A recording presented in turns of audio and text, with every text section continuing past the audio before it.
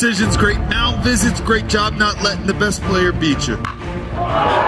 This one crushed, out to right field. And it's going to be out of here.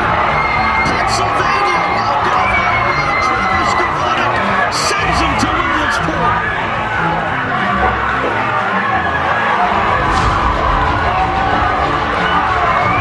With the 37th pick of the 2023 MLB Draft, the Detroit Tigers select Kevin McGonigle, a shortstop from Monsignor Bonner High School, Drexel Hill, Pennsylvania. 2 balls, 2 strikes to Bryce Harper. Suarez delivers. Swing and a drive. Left field. It's deep. It's going. Yes! And it is gone! Yes! It is bedlam at the bank as Bryce Harper has put the Phillies on top. Are you kidding me? Oh, his 10th career home run in the postseason.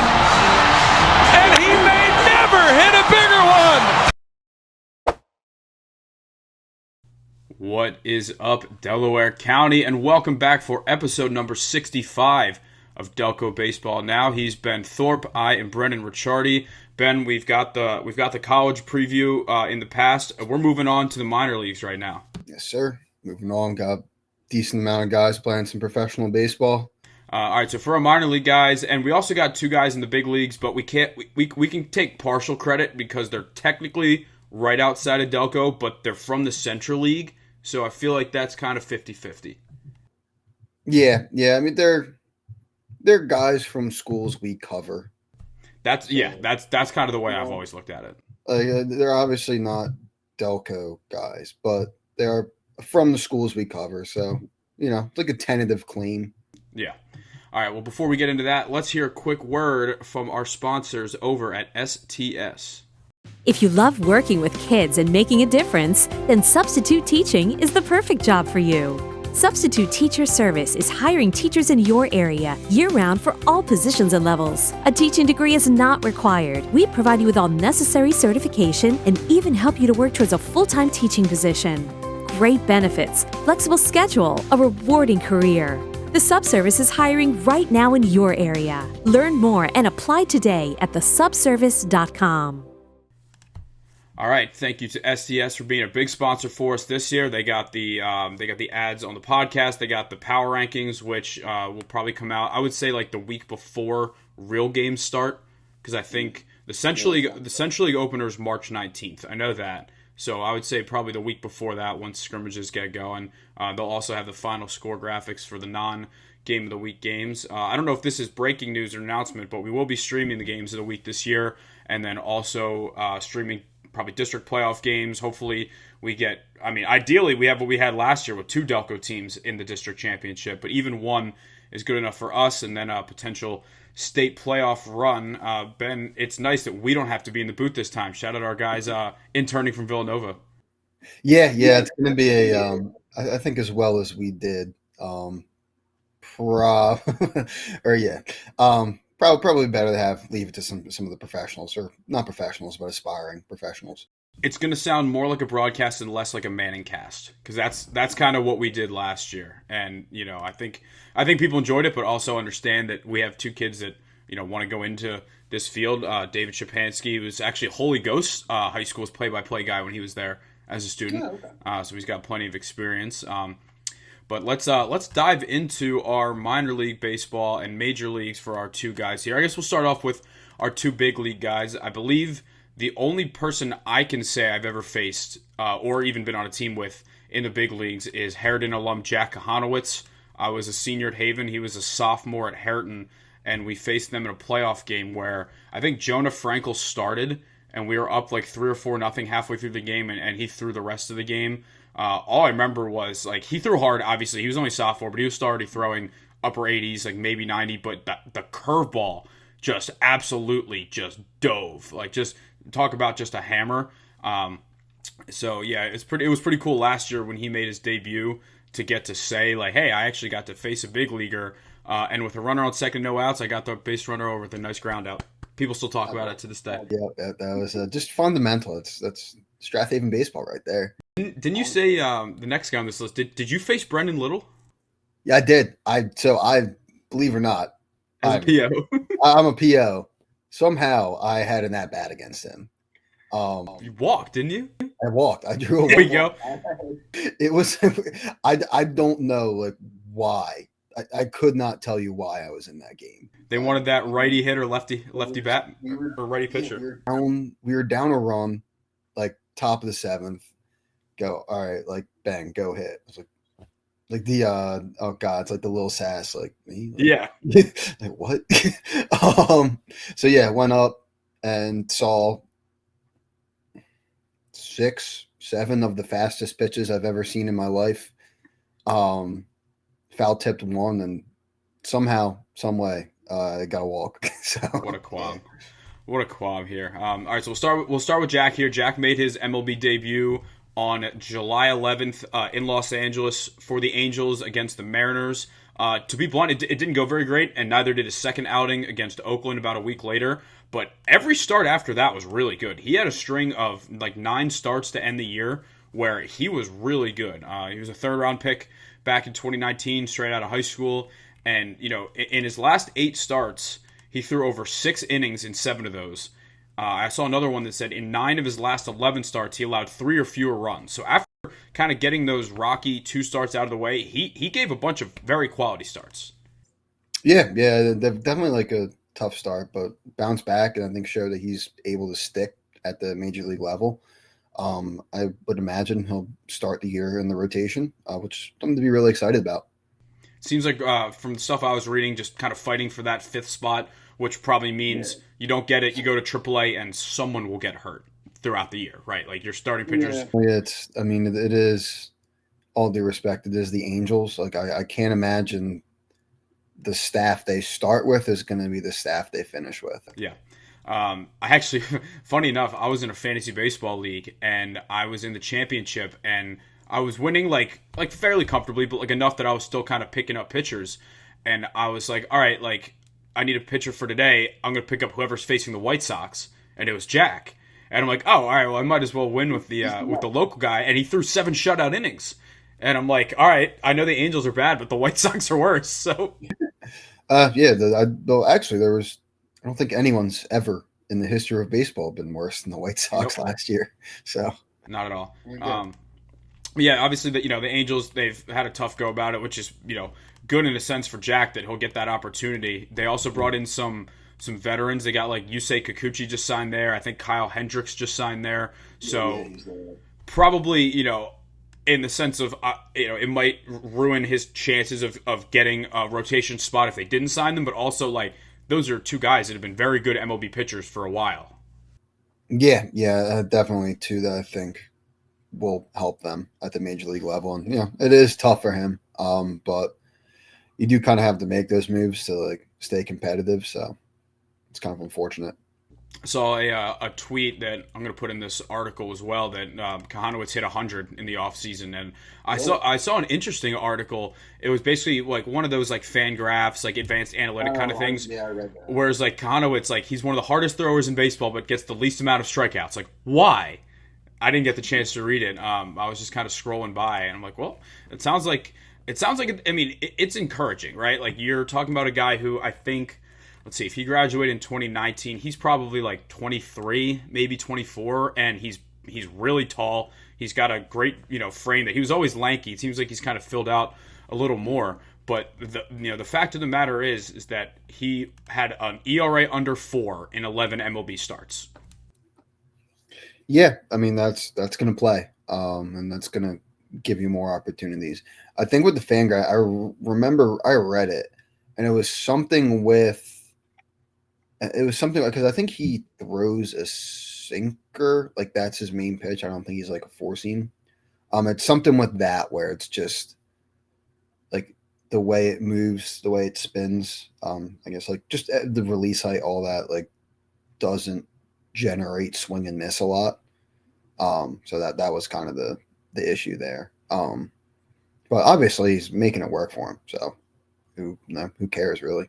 Yeah, no, I mean, a lot of those starts, it seemed like, he was coming out after 6 or 7 innings, but he was only at like 70-something pitches. I think they just didn't want to tax him too early on while, he was just getting his first big league action in a long season. But I'm excited to follow along with him. And we'll keep an eye on spring training. I saw he was sick, I think, the past week, so that's why he hasn't pitched in any spring training games. Because I was wondering, because some of these guys we'll talk about have gotten spring training action, and he wasn't one, and I was like, that's bizarre, and it said he was sick. So I think we'll be getting him soon. All right, let's move on to the second guy we were just talking about. Brendan Little finally got the opportunity to make his, I won't say MLB debut because he made his debut for the Cubs in 2022, but the chance to be a regular MLB player, and he took full advantage of that, man. He had a 3.74 ERA across 45.2 innings pitched with the Blue Jays this year. He really turned into their primary lefty option out of the pen. He also got his first career save as well. He's only 28 years old. Bullpen pitchers can have long careers, especially if, someone like him who hadn't been in the league yet. He's got a lot of miles left. He was a Conestoga alum. He graduated in 2015. He was drafted by the Giants coming out of Stoga, but he decided to go to North Carolina. Didn't play there much. He went the JUCO route. The State College of Florida, Manatee, Sarasota. That's a long name for a school. It's a mouthful. That is certainly a mouthful. Yeah, but I did not remember he was a first round pick.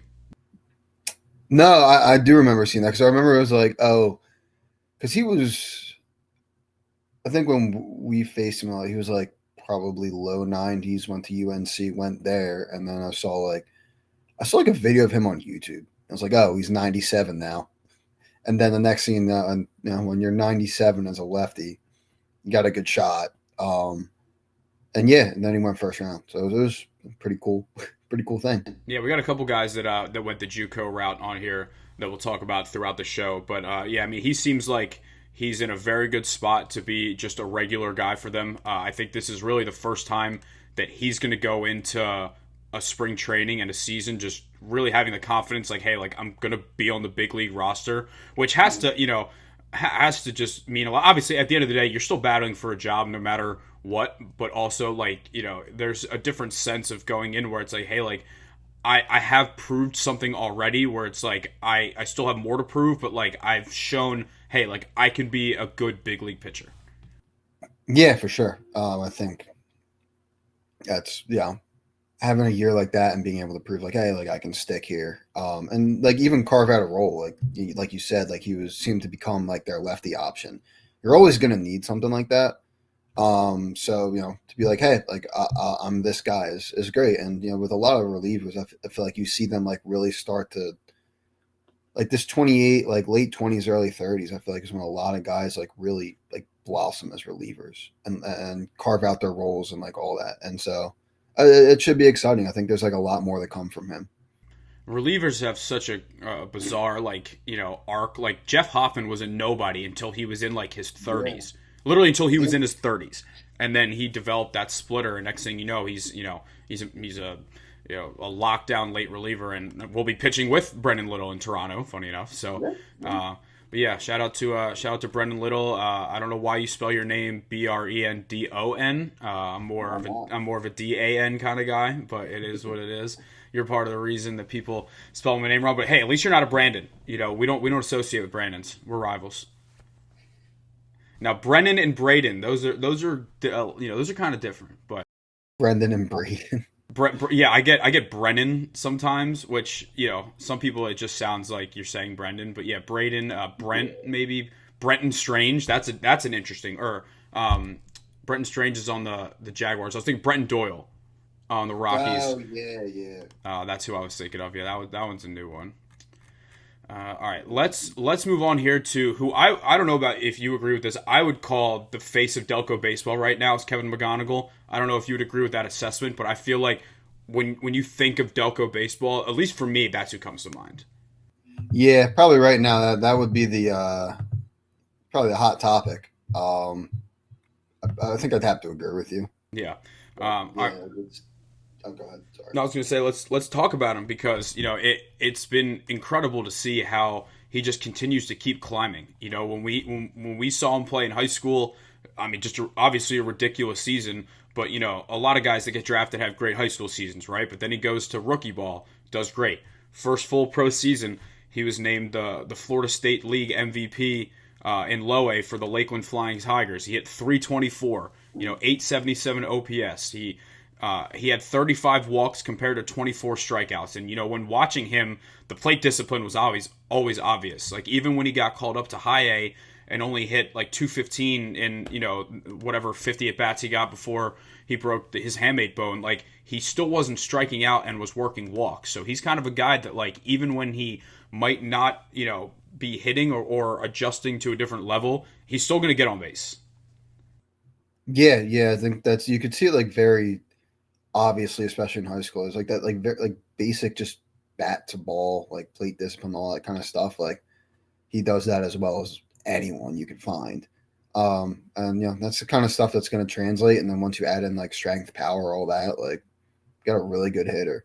It's been crazy to see like how quickly he has risen to where he is now.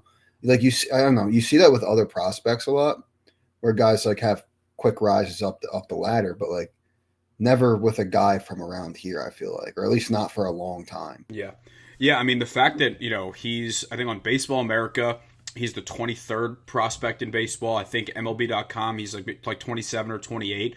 But just like to see him like one spot above Charlie Condon from Georgia, who hit like 40 home runs last year for the Bulldogs, like just to see Kevin above him, it's like, wow. Like I know that we thought that before, but these are like unbiased, writers and reporters that are putting him above them because they see the potential for someone who could stick at shortstop, might slide over to second base. Not sure, honestly. It really just.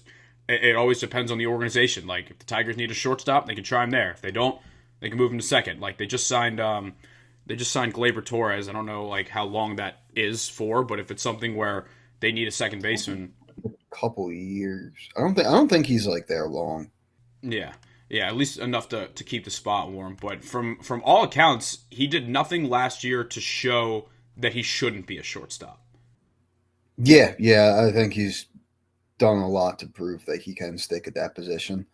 Like you said, it's probably going to depend on like what's opening up out there. Because like, when you have a guy who can hit like he's shown he can hit, you're gonna find a way to make room for that at some point. It's just a matter of like how you do it. Yeah, and he already homered in. I saw a video on Twitter. Shout out my guy Alex Kramer from Ascent Athlete. Allegedly a 480-foot homer. Don't know if that's official, but that's what Alex said. That's what Kevin told him. So, I mean, if you see the video, you can find it on our X.com, the Everything app. It's all happening on X.com.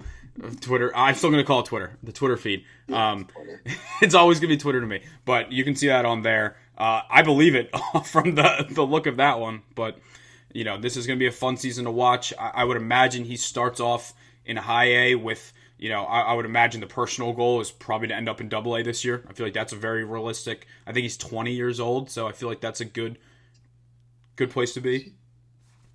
It depends on. I'm gonna look it up. I want to say. It depends on when he was born. He's probably turning 20 this season. He is 20 right now.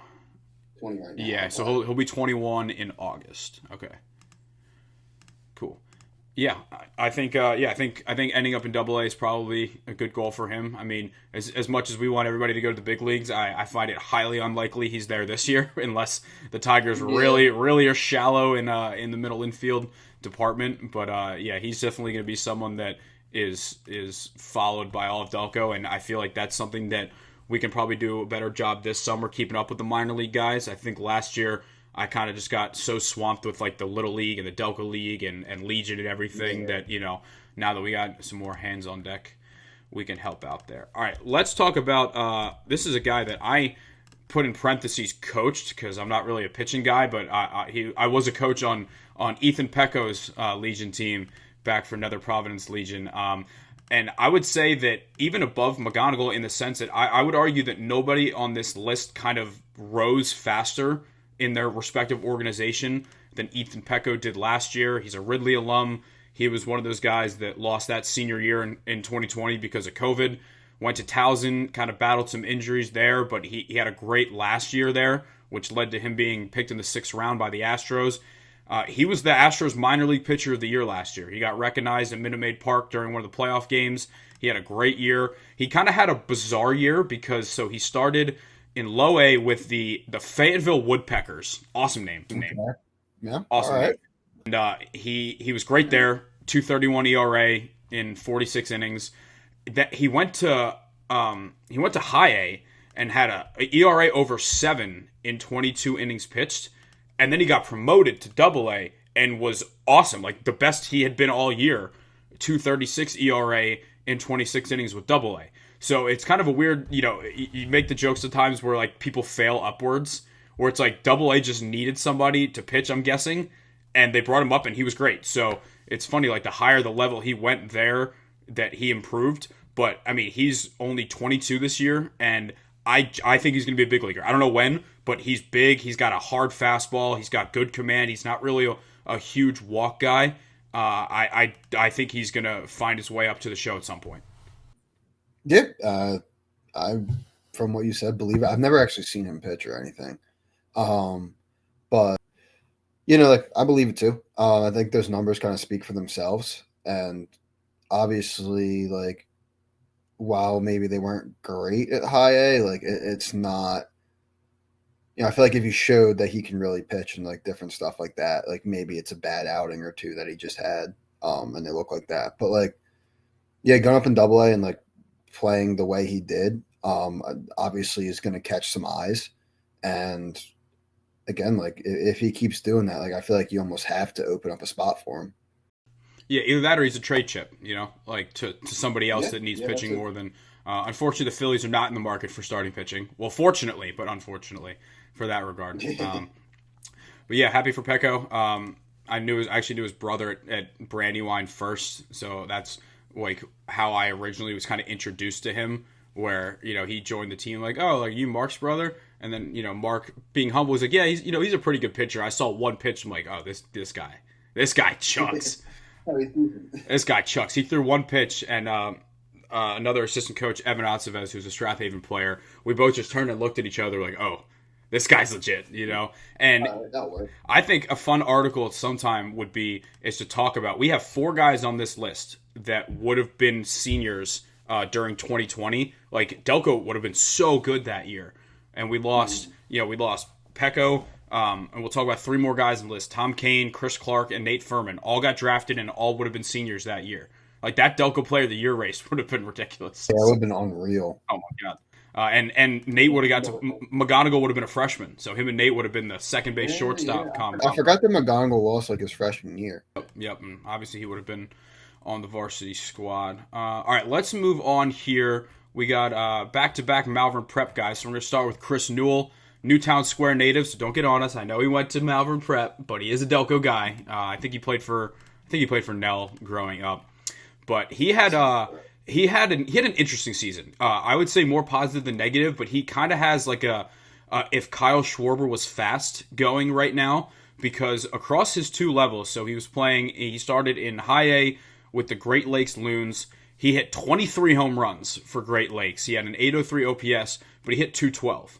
And then he went up to Double A, hit a couple more homers, but hit like around 160. So his average across the 2 levels ended up being like around 200, but he had 25 homers and 30 stolen bases. Yeah, that's a little bit of the 3 true outcome type thing of like strikeout. I don't know what his strikeout numbers were, but like out, walk, home run. Yeah, yeah, and if he gets that walk, he'll steal. Yeah. Then I mean, like that is kind of the way baseball, or at least like offense, is going for at least some guy. Like that's those guys are like no longer. There's value in like guys that can do that. Like still hit a lot of home runs. They have really good speed, can get on base, like steal bases. It's there's a lot of value in that, and enough where people are now kind of looking past the average. And it's like, we'll take 212 if you can go do stuff like that for us. So it's, I think, I would love to see the average go up this year. But even if not, if he's still hitting home runs and stealing bags and doing all that, like, can't really argue with the fact that like he's, should be doing pretty well in their organization. Yeah, and he got the chance to play in big league camp. He had a double to left center against the Brewers the other day, which was very cool. And, I feel like he's still, I think, only 23 years old. He's in kind of a bittersweet situation where it's like you're in the best organization in baseball with the Dodgers, but, that helps your development, but also makes it harder to make a big league roster because there's so much talent around. Yeah. It's I guess tough to go, tough to rise up, especially I feel like they're pretty packed in the outfield too. Just with guys who and not even I guess what they have Hernandez, but in center field, it's a weird. They don't really have a guy yet, but they have a ton of people at that level that are kind of probably going to be a rotating door of players. But yeah, it's going to be interesting to see how he can kind of rise up that ladder still. Yeah, and again, he could be another guy that could be a trade chip. I mean, he plays elite defense. I remember when he was at Virginia in the College World Series, he robbed a home run. I forget who, or maybe it's in a regional or something with UVA, but he robbed a home run, and he's got that great speed and a good arm out there. So we'll see what what he is able to do this season. I'd imagine he will probably start in Double A, because I don't really think he has much left to prove in High A. So we'll see what he's got there. All right, let's go to another Malvern Prep alum. He's from the Ridley area. That is Billy Corcoran, who won the Allegiant State Championship when I was 15. Shout out, Billy. He went to Pitt, and he was undrafted. He's the only guy on this list that was undrafted coming out of college, because he was drafted coming out of Malvern, but it was a late throwaway 30-something round pick, if he changes his mind. But he had a really good season last year. He started in High A with the Hillsboro Hops. He was awesome. He had a 2.54 ERA in 28 innings. He struck out 36 hitters compared to 7 walks. If you're put it like this, if Billy Corcoran was the same pitcher in 1980, he would probably be an MLB ace already, because he's throwing low to maybe mid 90s. He's got a ridiculous changeup. He's 6'7" or 6'8", but for someone that big, he's not exactly lighting up the radar gun. He's just a straight control pitcher that hits his spots. And even when he went up to Double A, his ERA in 106 innings was a little under 5, but still the strikeout to walk ratio was very impressive. And he's a guy that I think he was a grade below me, so he's probably around 25 right now. And in Double A, I think I wouldn't call it a make or break year for him, but I think it's definitely a spot where you want to see, some improvement at Double A to know hey, I'm still kind of on that potential MLB track. But I mean, he's gotten farther than a lot of undrafted free agents. Yeah. I think it's just, I think at any level of baseball, you've probably had a coach that talks at to no end about winning a free base battle. And for a good reason. That's a very important part of baseball. And obviously he's very good at controlling that aspect of you're going to have to earn it against me. And I think that's a really good, if you can execute that, you can be really successful. And obviously he's showing that right now. For the Amarillo Sod Poodles. Another good name there. The best one on this list we'll talk about next is Nate Furman in terms of minor league team names. But yeah, for Billy's sake, I would expect him to start in Double A again. He was one of their more reliable pitchers, and I don't see any reason he would drop in levels, especially at his age. So hopefully he can find his way up to the Triple A Reno Aces. Not quite as fun of a team name there, but unfortunately, Billy did get a spring training big league opportunity. I don't know if you saw the video that went around of Zach Veen's bat flip. That was unfortunately our good friend Billy on the mound. But most of the places I saw it, didn't just air out that it was him. Unfortunately, one Rockies writer did. That's how I found it. What a dick! Yeah, I know, right? I had to throw the guy under the bus. Yeah, just not necessary here. But hey, he got the big league opportunity. It's cool. I think this is going to be an important season for him to show that he was definitely one of their most consistent pitchers in Double A, but I think that he probably wants to have that ERA a little lower to get up to AAA here. But all right, let's move on to a guy that got traded this offseason, Nate Furman, the player to be named later in the Alex Cobb trade to Cleveland. I'm happy for Nate. The Bonner alum gets a new opportunity because Cleveland drafted a second baseman first overall, Travis Bazzana, and you have to think that when that happened, Nate might have seen the writing on the wall. Yeah, that's it'd be interesting because it's like the player to be named later type things. Like you see that as like maybe I'm going to be the guy to be named later. I guess would be kind of the thought there, but that's fine. I think like obviously you want to see guys like go up with the organization that drafted them, but opportunity is an opportunity, and you're going to have a better opportunity in San Francisco. Yeah, I don't know how much later that stuff gets named. I'm curious, but it really was for him. What's up? I think it depends. Yeah, I think it could be like in the off season if you want it to be. Yeah, there's probably a deadline to name a guy, but I feel like I've seen guys be named like in the off season. Yeah.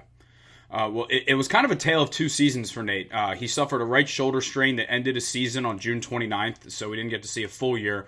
When he was in high A for the Lake County Captains, he was awesome. He hit .338 and had a .917 OPS in 175 at-bats. He walked 18 times. He only had 31 strikeouts. More importantly, he hit 7 homers, which, if you've been following Nate's career at all, not the biggest guy out there. He only had, I think, 2 or 3 while at Charlotte. So he either bulked up a bit or figured something out in the swing that added some power on. That got him called up to the AA, at the Akron Rubber Ducks. Fantastic name. Fantastic name. Struggled a little bit there. Not sure whether maybe the injury kind of affected that in a little bit. But he went from the Rubber Ducks. Now that he got traded, he will be on the Richmond Flying Squirrels. Okay. Assuming he's in AA. I don't know. Yeah, I mean that makes. I would assume AA as well. Flying Squirrels. That one's been around a bit. Mm-hmm. That was like one of the first like weird names. Yeah. He was a 4th round pick back in 2022. I still do believe that he's got MLB player upside because I mean that bat to ball. He's got great contact. He's got great speed. Plays great defense. If he can be someone that can kind of be almost like a Nick Madrigal kind of guy, someone that might not hit too many out of the yard, but the fact that he had 7 last year really is encouraging. And I think that I don't necessarily think he wasn't enjoying like the Cleveland organization, but maybe a fresh start will help him out. Yeah, definitely. I think it's always like. I mean, obviously the grass isn't always greener, but like new opportunity, new organization. Sometimes really like just fire someone up. So could see a really good year from him. I just feel like if he were to make it to the big leagues and with the Giants, he will abuse that triples alley in right center. Yeah, I mean, I feel like you're with his kind of like playing style. You almost have to. Like it's kind of like tailor made. That park is made for someone who hits like he does. Yep. All right. Well, we'll stay in the Giants organization. We'll go to the other side of this PCL rivalry here. We got Tom Kane from O'Hara. He was drafted out of Maryland. He was someone that, to be quite honest, kind of struggled a little bit in his college career with command. But when teams see a lefty that throws mid-90s with a crazy sinker, they believe they can work with it. I think that he's really kind of shown that. I mean, when he started the year with the low A San Jose Giants. He was awesome. He had a 2.31 ERA. He had 27 strikeouts compared to just 9 walks. The 9 walks is really, to me, more impressive than the strikeouts. And then he was called up to high A in Eugene, Oregon. Wasn't quite as good there. He had an ERA around 5 in 30 innings pitched. But I think the fact that overall, an ERA of 4 in your first pro season and cutting down on the walks is a very encouraging start for him. Yeah, definitely. Just obviously, like kind of we said, like maybe drafted more for like potential than what he had done. And I think he's shown that he's like really starting to kind of hone in everything, and it's looked good. Yeah, I mean, I wrote an article prior to that 2023 MLB draft where I'm saying, like, here's some guys that could get picked, like McGonigle, Pecko. I think I had Alden Mathis in there, even though he didn't get picked, and whoever I Newell.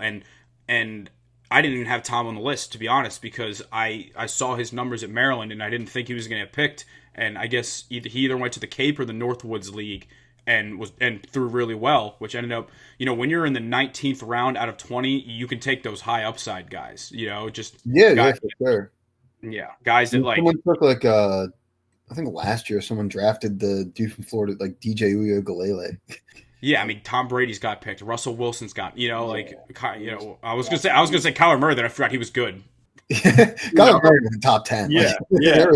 They were actually expecting him to play. Yeah, poor Oakland. All right, let's we'll wrap up Tom here. He's entering his 23 age season, ton of upside, and we'll keep following along. I imagine he'll probably start up in high A. Next up on this list, we got Kyle Verbitsky, who's been in the Baltimore organization since he got traded there, I think in 2022. I think before that season, on the day I was going to have him on the show, I think this was before you were even a part of the brand at this point.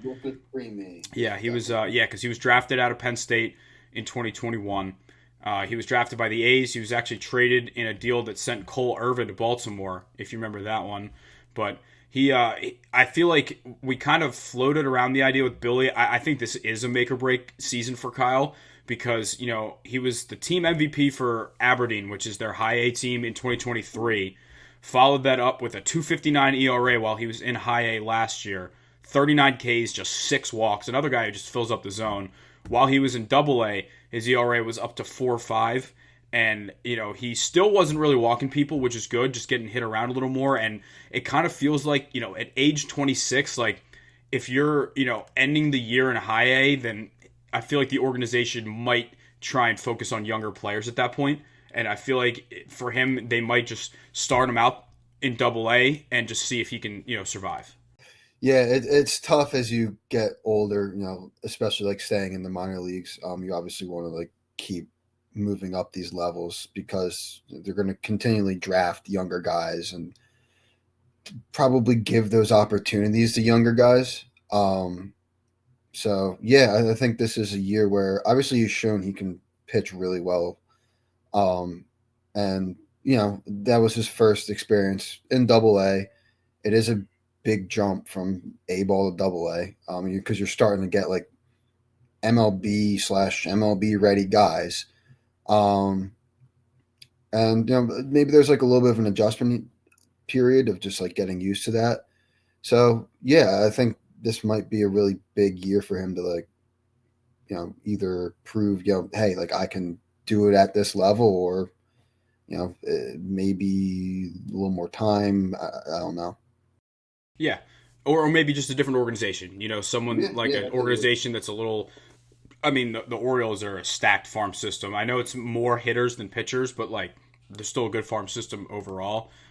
So hopefully he's able to. I would imagine he probably starts in double A and goes from there. Yeah, I would think so too. I think like. So he did like a 4. Well, you said a 4.5. Yeah, not terrible.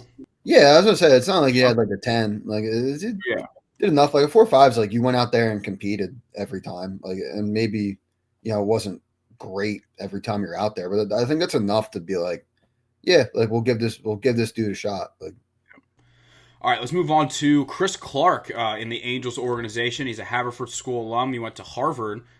Pretty rare to see too many guys coming out of the old Crimson for baseball, but he was taken in the 5th round of the 2023 MLB draft. And he did not have a great first full pro season. His ERA was around 6 with the Tri-City Dust Devils in high A.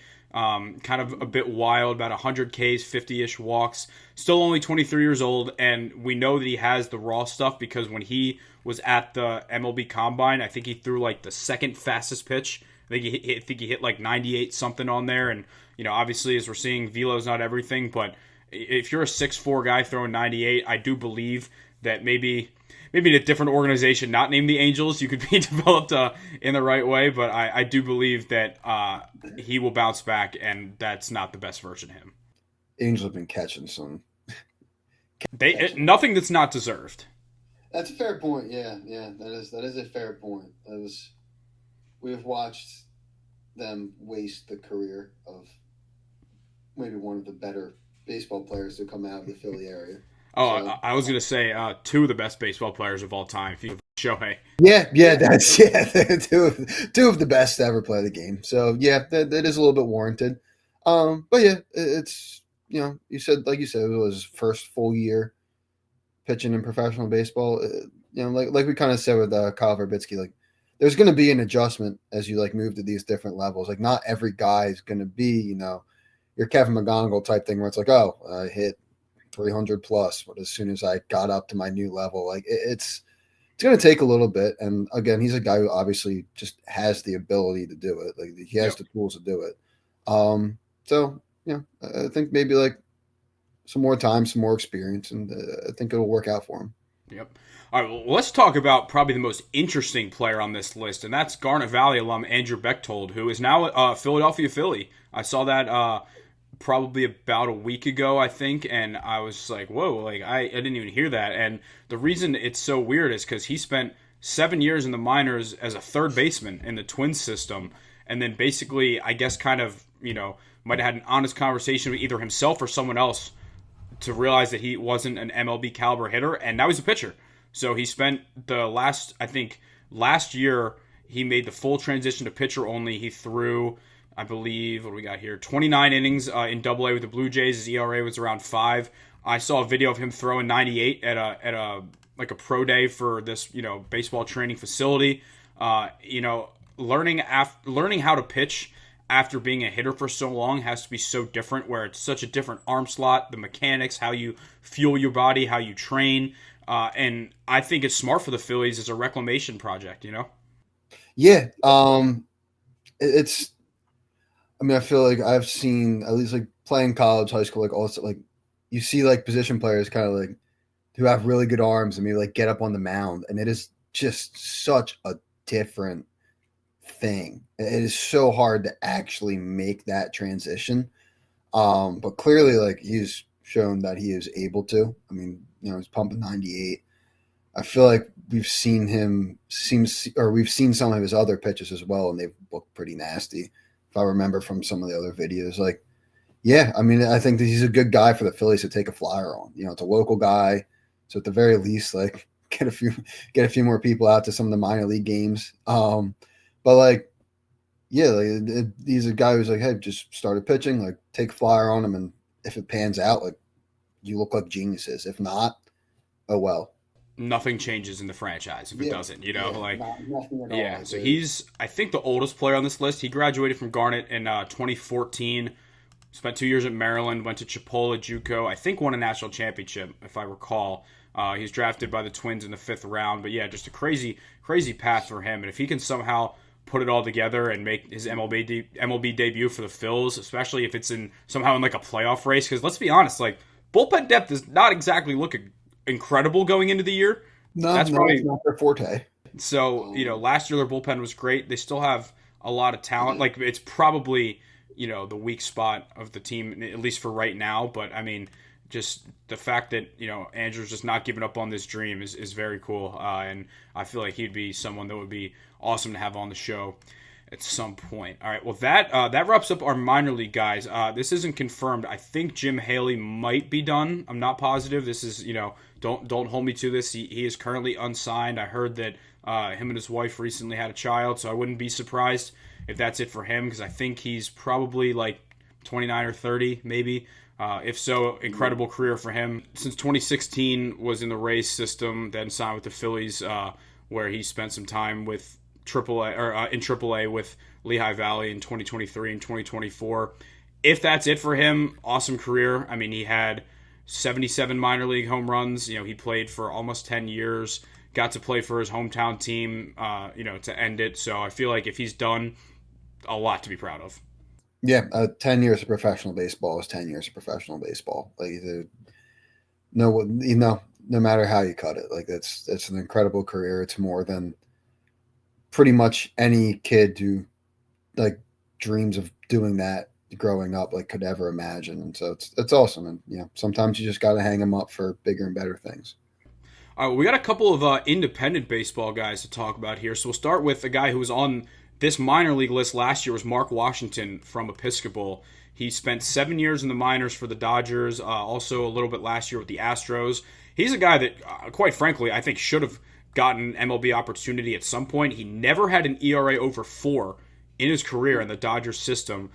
In 63 innings back in 2021, he had an ERA of 2, exactly 2. And he has a career 3.3 ERA in the minors. So he signed with the Long Island Ducks of the Atlantic League. It looks like he might have been hurt last year. So I have to hope that maybe like he could potentially be coming back to the minors. This could be just like a prove it kind of thing.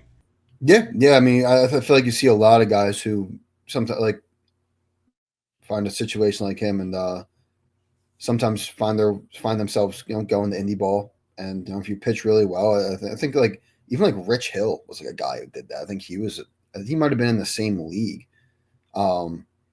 But go in, pitch really well, and get another opportunity. I feel like that's probably where he's at right now. So hopefully everything goes well. So much easier for pitchers to do that than hitters. Yeah, for sure. Oh, it does suck though that the River Sharks aren't around anymore. Or I don't even know if they were in the Atlantic League, but I thought they were in the same league as the Ducks at one point. Well, all I know is that the Delco Bubbles will be an indie ball team in about 10 years when we're rich. But I will say that my girlfriend lives in like the Lancaster-ish area right now, and I think they have the Barnstormers. Barnstormers out there, yeah. I don't know if that's this league. It might be. But if I ever see the Long Island Ducks are playing around there, I'll try and stop over. Shout out Mark Washington for swiping up on the story of the article I wrote about him signing and just like thanking me for it. He was like, this is really cool. I'm like, hey man, hope to see you back back in the minors at some point soon. I feel like if he's fully healthy and back to like what he was pre-injury, he's gonna carve that league. Oh, for sure. Yeah. So Lancaster Barnes, other than now the Stormers are no longer the Barnstormers. Interesting. But they are in the same same division, same league. So they're in the Atlantic League North. The York Revolution are also there too. There we go. All right, move on here to Dom Pecone. Pitched a little for the Hagerstown Flying Boxcars, which I think are also in the Atlantic League as well. They are also in the Atlantic League. Yeah. Had a ERA like under 5 in 40 innings. I'm not sure. I went on their website. They don't have much of their roster announced yet for this year, but I see videos on Dom's story of him like training and stuff. Like it looks like he's gonna be ready to play baseball this year, wherever it is. I don't know. But, I mean, he got 40 innings in that league last year, so I would think that, with all the training and stuff, like, he'll get picked up somewhere, which is the goal. So I just wanted to have him on this list because I'm under the impression he's at least trying to keep going, Yeah, I fully feel like if you're doing, you're kind of posting all that and everything, like, yeah, you're still trying to keep playing. That's maybe he'll be back with them. Maybe another opportunity comes up, but yeah, I mean, especially because he had a really good year last year in college, didn't he? Yeah, at St. Joe's. Yeah. So I feel like I could see him like continuing to play. He might have the craziest, like, I don't even know how to phrase this, shortest guy that throws the hardest that I know. Like he's probably, I don't even know if he's like, I think he's probably around my height, maybe 5'9" or even less, and he just chucks. Yeah, he really can. I mean, I remember this was like long before this. This was in 2019. I went to watch Ridley played Garnet Valley in the district playoffs, and Pecone was pitching, and that was the first time I had seen him. And I see him go out to the mound. I'm like, this is the guy that I've been hearing so much about. Like, this legend that like I don't think he let up too many runs that his senior year in 2019, and like just carving. I was like, wow, okay, yeah, that's the guy that I was hearing about. Definitely, yeah. All right, let's move on here to. Beck told the most interesting story, but Dan Crossan is playing in France this year, which is electric. That's awesome. He said, "Hang on, I'm going to pull up." So I know Dan. Dan's a buddy of mine, so he's probably like outside of maybe Billy, like the only person that like I would talk to a decent amount. So back in the spring, he was telling me he was potentially playing in Italy, but he told me that he's playing in France to play for in the French Baseball Federation, and he's playing for a team called the Metz Comets, METZ, and then Comets is also TZ. Oh, that's sick. Yeah, so the Metz Comets. He said he's leaving March 13th. Dude, that's so awesome. So he's like, I'm gonna be honest, like I have no idea what the skill level is gonna be like. I think it's like I imagine it's pretty decent. I mean, there's like we've seen a couple of those European teams go into like the World Baseball Classic and stuff. And like granted, they usually have guys who play in American leagues and stuff, but like I think those leagues over there are good enough where it's like it's gonna be legit. Like you're not gonna be going against like you're not going to go out there and be like, oh, this is worse than the Delco League or something like that. Yeah. It's going to be legit stuff. Yeah, Dan had a cool path. He went to Carroll, then he went to Scranton, landmark conference champion, I believe, at least once. Probably once. I think it was once, and then he played in the I believe Japanese Winter League this most recent winter. What? Yeah, he's got a crazy path because he won an Indie Ball championship in it's either the Pecos or Pecos League, Pecos League that I know Stephen Wells from Wayne played in, and he's I mean, credit to him, man. Like he's worked very hard because like when he was on that Legion team with Pecko, back in I think that was the summer of 2019, and like I always thought he was a good player. He was committed to Scranton. I put it like this: I didn't think he'd be playing baseball after college, not in like the Delco League. Yeah, that's a very fair. I don't even know if I like remember him that much from. I guess he was playing, so he would have been younger. Yeah, I mean I think he had a cup of coffee in the Delco League maybe, but I think at that point he was either doing travel or just going to like a different college summer league. Yeah. Well, that's what I was saying. Like I don't even remember him that much from like Scranton. Yeah, but I don't think we were there. Like there was much overlap. No, you know what it was? Because his freshman year was COVID. Okay, then that explains everything there. Yeah. All right, that would make sense. So you didn't get to cross paths, but yeah, great player. I'd imagine he's probably playing second or third for them. But he told me he's like, I would love to come on the show, like maybe just like let him get settled in and play. Like it obviously I'd love to talk to him.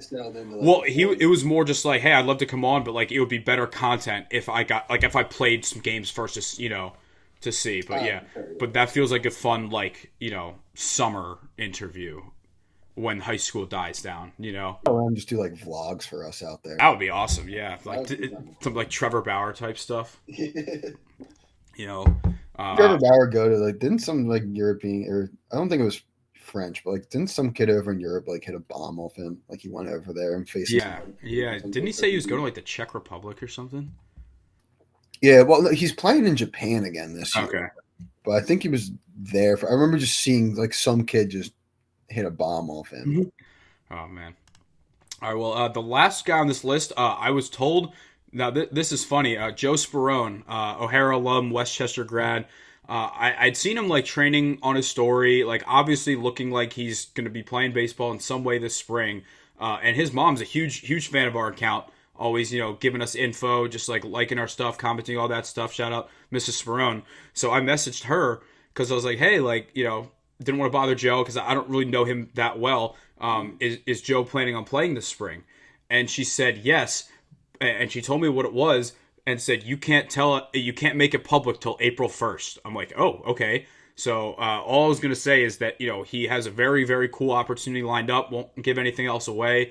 But, we haven't seen the end of Joe yet. Nice. Good for him, man. It's awesome. Gonna be. I mean, he had a really good career at Westchester. It's cool that he's going to have an opportunity to keep playing. I know Trainer's going to miss him over at the Colonials. Or the Blue Jays. Excuse me, the Blue Jays. The Blue Jays, of course. Yeah. I think they have a million guys that play on that team. So I think they're going to be somewhat of they'll find maybe not find a way to recreate him in the aggregate. Shout out Moneyball. I like it. Well, that pretty much wraps up what we got today. We got a lot of excitement. I would say, all right, Ben, give me this. If someone's going to make their MLB debut this year from this list, who would it be? I'm so obviously taking out the other two. Oh man, I didn't even think about an answer for this, so I'm going to think as well. I'm going to say because you're balancing things. You're balancing between like players' talent and also organization and opportunity. Is it crazy to say Mark Washington? That's not MLB debut. Actually, yeah, it is. Jeez. Is it crazy to say someone?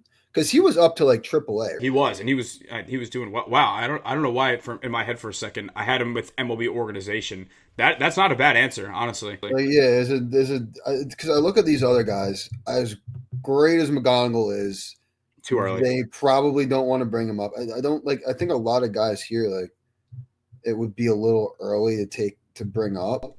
Some guys might have to get traded. Yeah. And even then, it's still. Yeah, I would say. I'm gonna say Pecko is my pick just because of how fast he's been rising, and it's tough, because the Astros always have good pitching, but I don't know. I just feel like even if it's just for a spot start, like if he starts, say like he starts really well, in Double-A, gets the call up to Triple-A, and maybe late in the year they've like clinched a playoff spot, or they just have a doubleheader where they need someone. I would say that's impossible. Other than that, we don't have too much AAA. It could be Billy. Yeah, there's not a lot of guys like AAA like kind of getting onto a 40 man, which is why I said why I picked a guy with like AAA. If he with AAA experience, if he goes and pitches really well, maybe someone goes, all right, like we'll sign. Like, someone's just hurting for pitching, like signs him to the 40. Mark Washington, Chicago White Sox. I think we just need to manifest that. Potentially. Yeah. All right, well, everybody, thank you for tuning in to this episode. Hopefully my mic issues were resolved. We were having some problems with that. We will be back in studio very soon. We just got a bunch of, I think I mentioned earlier, some of the broadcast equipment, so that'll be used for streaming as well. But until then, we're making do. Realistically, a lot of people just tune in once the high school season starts, which is, acceptable. Only the sickos like us are totally locked into baseball right now. But with that being said, I believe next week we're going to kind of start getting into some of our high school preview stuff because, the season's creeping up. The first Central League game is March 19th, I think. So we only got a couple episodes. We got a big meeting on Monday for a potential new site for an interview or more of just a podcast episode. So stay tuned for that. But on behalf of Ben Thorpe and myself, Brendan Ricciardi, thank you for tuning in, and we will see you next time.